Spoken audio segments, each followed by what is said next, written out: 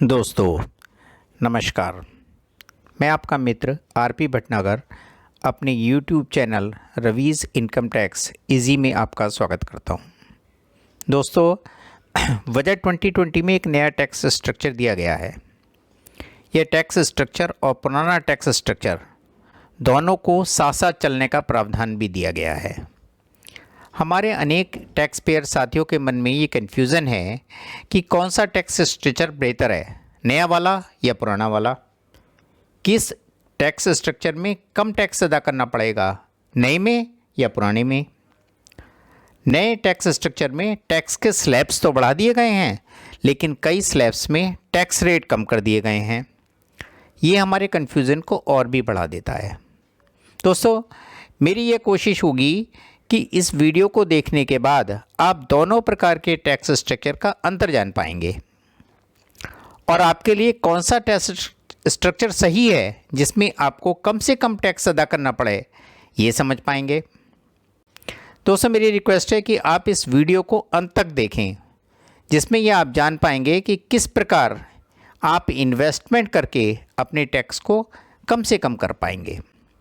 दोस्तों यदि आपको मेरी ये वीडियो पसंद आए और जानकारी उपयोगी लगे तो लाइक का बटन दबाकर मेरे वीडियो को लाइक करें और सब्सक्राइब का बटन दबाकर मेरे वीडियो को सब्सक्राइब करें। दोस्तों नए टैक्स स्ट्रक्चर में 60 टैक्स स्लैब्स दिए गए हैं, जिसमें हर 2.5 लाख रुपए पर टैक्स रेट इंक्रीज़ हो जाता है और टैक्स रेट में इंक्रीज़ की दर 5% है। हर स्लैब में 5% टैक्स की दर बढ़ जाती है। इसे याद रखना बहुत ही आसान है। साथियों 2.5 लाख रुपए तक की कर योग्य आय यानी टैक्सेबल इनकम पर कोई टैक्स अदा नहीं करना होता है। 2.5 लाख रुपए से ज़्यादा और 5 लाख रुपए तक की टैक्सेबल इनकम पर टैक्स की दर 5% है।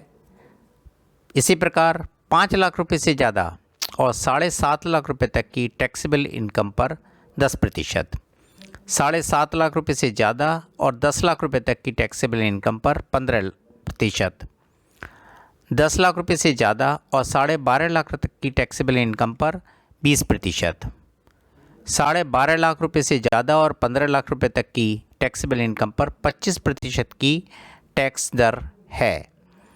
15 लाख रुपए से ज़्यादा की टैक्सेबल इनकम यानी कि आमदनी पर टैक्स पेयर पर 30% की दर से टैक्स लगेगा। जब हम नए और पुराने टैक्स स्ट्रक्चर में कंपैरिजन करते हैं तो पाते हैं कि पहले 2 स्लैब्स में कोई भी अंतर नहीं है। नए और पुराने दोनों टैक्स स्ट्रक्चर में 2.5 लाख रुपए की टैक्सेबल इनकम पर कोई टैक्स नहीं है और 2.5 लाख रुपए से 5 लाख रुपए की टैक्सेबल इनकम पर 5% का टैक्स रेट है। पुराने टैक्स स्ट्रक्चर में 5 लाख रुपए से 10 लाख रुपए तक की टैक्सेबल इनकम पर एक ही टैक्स 20% है, जबकि नए टैक्स स्ट्रक्चर में इस बीच में 2 दरें हैं।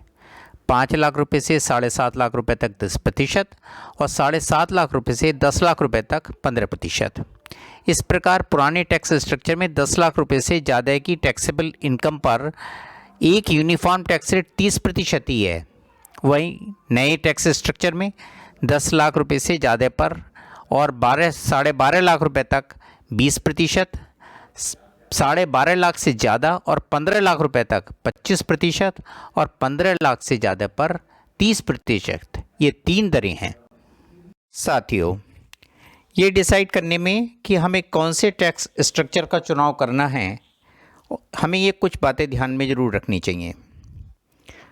जैसे नए टैक्स स्ट्रक्चर में हमें अनेक एग्जम्पशन और डिडक्शंस नहीं मिलेंगे, जैसे चैप्टर 6 के deductions, section 80C, section 80D, section 80E and so on. Loss from house property section 24, standard deductions of ₹50,000, children education allowance, entertainment allowance for government employee and employment professional tax section 16, house rent allowance अगर हम मकान किराए पर लेते हैं, leave travel allowance, conveyance, amount paid by an individual to any insurer for purchasing or to keep in force an insurance on the health of self, spouse, dependent, children और parents. 80 TTA deduction in respect of interest on deposit in saving account and 80 TTB deduction in respect of interest on deposit to senior citizen etc. ये कोई exhaustive list नहीं है। इसकी जो exhaustive list है मैं आपको अपने अगले वीडियो में दूंगा। सैलराइड एम्प्लॉय और पेंशनर को फाइनेंस ईयर 2021 में रिटर्न दाखिल करने से पहले ही अपना टैक्स स्ट्रक्चर चुन लेना चाहिए। सैलराइड एम्प्लॉय और पेंशनर अपने इस डिसीजन का प्रयोग, इस अपने डिसाइड करने के अधिकार का प्रयोग हर फाइनेंस ईयर में कर सकते हैं। इसके अलावा नया टैक्स स्ट्रक्चर ऑप्शनल है और उसे पुराने टैक्स स्ट्रक्चर के साथ साथ चलना है जहाँ सारे एग्जम्पशंस और डिडक्शंस अवेलेबल हैं। सेक्शन 87A के लाभ दोनों टैक्स स्ट्रक्चर में मिलते हैं। 87A के लाभ दोनों टैक्स स्ट्रक्चर में मिलते हैं।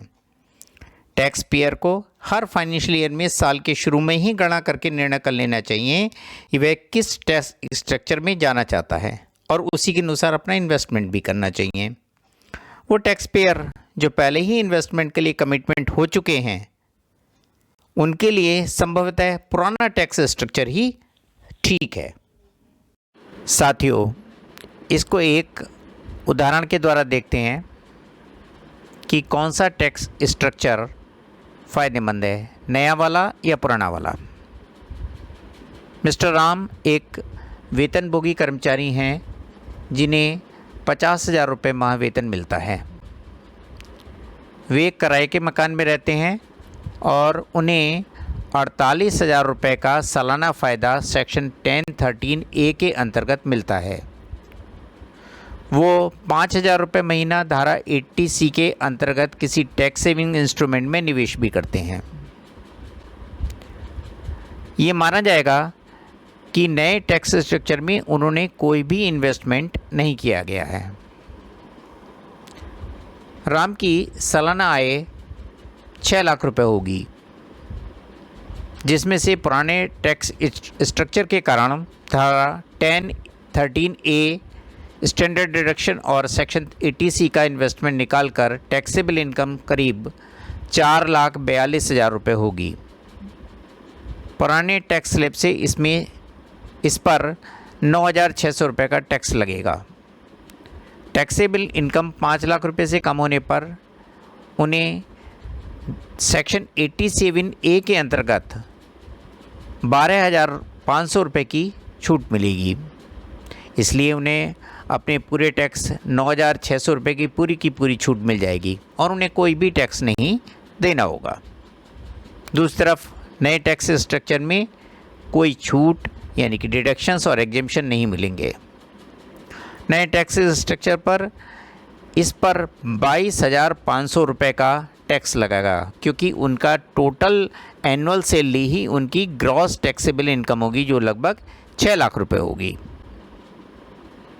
इसमें मिस्टर राम को धारा 87A का लाभ भी नहीं मिलेगा।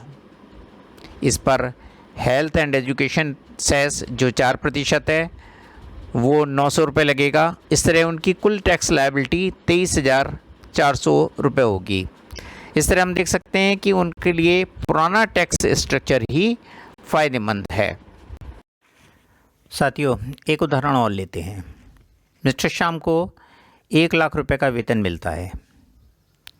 वे किराए के मकान में रहते हैं और सेक्शन 13A के अंतर्गत उन्हें 72,000 रुपये साल का सेक्शन 13A में डिडक्शन भी मिल जाता है।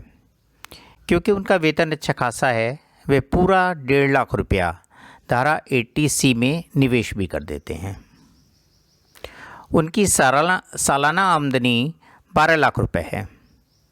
पुराने टैक्स स्ट्रक्चर में स्टैंडर्ड डिडक्शंस, सेक्शन 13A की छूट और सेक्शन 80C के इन्वेस्टमेंट की छूट के बाद उनकी टैक्सेबल सैलरी 9,28,000 रुपये होगी, जिसमें पुराने टैक्स स्लैब के अनुसार 98,100 रुपये टैक्स लगेगा। उन्हें हेल्थ और एजुकेशन सेस 4% की दर से 3,924 रुपये अदा करना होगा। इस प्रकार उनकी कुल टैक्स लायबिलिटी 1,02,024 रुपये बैठेगी। चलिए अब नए टैक्स स्ट्रक्चर के हिसाब से कैलकुलेशन करते हैं। उन्हें कोई छूट नहीं मिलेगी और उनकी टैक्सेबल इनकम 12 लाख रुपए की होगी, जिस पर नए स्लैब के हिसाब से 1,15,000 रुपये टैक्स बनता है। 4% सेस करीब 4,600 रुपये बनेगा। उनकी कुल टैक्स लायबिलिटी 1,19,600 रुपये होगी। साफ जाहिर है कि उनके लिए पुराना टैक्स स्ट्रक्चर ही अच्छा है। साथियों, एक उदाहरण और लेते हैं। इसमें मिस्टर राम 1.5 लाख रुपया पर मंथ की सैलरी लेते हैं, अर्थात उनकी सालाना सैलरी 18 लाख रुपए है। वो अपने शहर से बाहर रहते हैं, वहाँ पर किराए का मकान लेते हैं, इसलिए उन्हें सेक्शन 13A के अंतर्गत करीब 1,25,000 रुपये की छूट भी मिलती है। उन्होंने अपने होम टाउन में एक मकान बनाया हुआ है, जिसका लोन उन्होंने किसी बैंक से लिया हुआ है।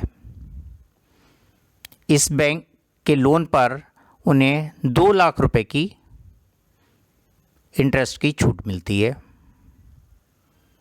उनका धारा 80C के अंतर्गत इन्वेस्टमेंट है 1.5 लाख रुपए का। अगर उनकी ग्रॉस टैक्सेबल इनकम निकालते हैं, ये सब डिडक्शंस निकालने के बाद उनकी ग्रॉस टैक्सेबल इनकम 12,75,000 रुपये बैठती है, जिस पर करीब 1,95,000 रुपये पुराने टैक्स स्ट्रक्चर के हिसाब से टैक्स लिखता है। उन्हें कोई धारा 87A का फ़ायदा नहीं मिलेगा, उनकी सैलरी बहुत ज़्यादा है। 4% की दर से हेल्थ एंड एजुकेशन सेस लगेगा, जो 7,800 रुपये है। इस तरीके से उनका जो कुल टैक्स पेबल टैक्स होगा वो 2,02,800 रुपये होगा। अब देखते हैं इनके नए टैक्स स्ट्रक्चर में।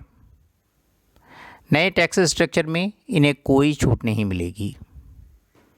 18 लाख रुपए की कुल ग्रॉस टैक्सेबल इनकम इनकी होगी, जिस पर नए टैक्स स्ट्रक्चर के हिसाब से 2,77,500 रुपये टैक्स लगेगा। हेल्थ एंड एजुकेशन सेस 4% की दर से 11,100 रुपये लगेगा। इनका कुल टैक्स 2,88,600 रुपये बैठेगा। इस हिसाब से भी हम देखते हैं कि इन्हें पुराने टैक्स स्ट्रक्चर में फ़ायदा है, नए टैक्स स्ट्रक्चर से इन्हें कोई फ़ायदा नहीं हो रहा है। साथियों, हम ये पुराने उदाहरण में देखेंगे, मिस्टर राम बाहर रहते थे। अब इसमें मिस्टर राम जो 1.5 लाख रुपये पर मंथ की सैलरी प्राप्त करते हैं, वो अपने होम टाउन में रहते हैं और इसीलिए उन्हें सेक्शन 1013A का कोई फ़ायदा नहीं मिलता। उन्होंने कोई मकान नहीं बनवाया, बैंक से लोन नहीं लिया, इसलिए उन्हें house property, loss on house property का भी फ़ायदा नहीं मिलता। लेकिन उन्होंने अपना सेक्शन 80C के अंतर्गत पूरा इन्वेस्टमेंट किया हुआ है 1.5 लाख रुपया। उनकी टोटल एनुअल सैलरी है 18 लाख रुपए। स्टैंडर्ड डिडक्शंस और डिडक्शंस अंडर 80C के अंतर्गत हटाकर उनकी ग्रॉस टैक्सेबल इनकम आती है 16 लाख रुपए, जिस पर उन्हें 2,92,500 रुपये टैक्स देना पड़ता है। इस टैक्स पर हेल्थ एंड एजुकेशन सेस लगता है 4% की दर से 11,700 रुपये, और इस तरह उनका टैक्स पेबल होता है 3,04,200 रुपये, 3,04,200 रुपये। अब अगर नए रेजाइम में देखें तो उन्हें स्टैंडर्ड डिडक्शंस और सेक्शन 80C का फ़ायदा नहीं मिलेगा। उनकी ग्रॉस एनुअल सैलरी 18 लाख यानी कि 18 लाख है, वही उनकी ग्रॉस टैक्सेबल इनकम होगी। उस पर टोटल टैक्स लगेगा 2,77,500 रुपये। हेल्थ एंड एजुकेशन सेस 4% की दर से 11,100 रुपये। इस पर जो टोटल टैक्स पेबल होगा 2,88,700 रुपये होगा। इसका मतलब कि ओल्ड रेजाइम में उनको ज़्यादा टैक्स देना पड़ा। इस चीज़ से ये बात तो जाहिर है कि उनको जो ज़्यादा टैक्स देना पड़ा उसका कारण था कि ये लॉस ऑन हाउस प्रॉपर्टी और HRA के जो बेनिफिट्स हैं सेक्शन 10(13)A के वो नहीं ले पाए। तो जहाँ इन्वेस्टमेंट ज़्यादा होगा हम डिडक्शंस और ज़्यादा ले पाएंगे, वहाँ हमारे ओल्ड रेजाइम सही है, और जहाँ हम ये कम ले पाएंगे वहाँ हमारे लिए नया रेजाइम सही है।